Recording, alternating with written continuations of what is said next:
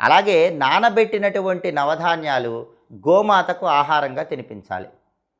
ఇలా 12 శుక్రవారాలు చేయండి.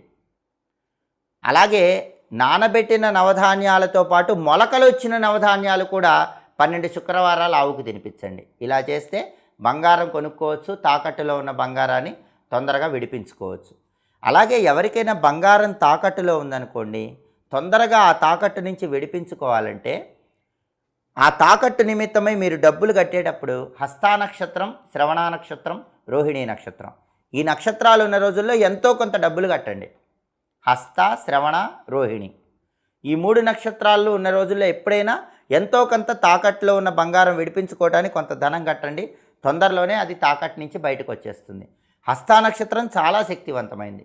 హస్తా నక్షత్రం ఉన్న రోజు తాకట్టులో ఉన్న బంగారం విడిపించుకోవడానికి మీరు డబ్బులు కట్టినట్లయితే తొందరగా తాకట్టులో ఉన్న బంగారాన్ని మీరు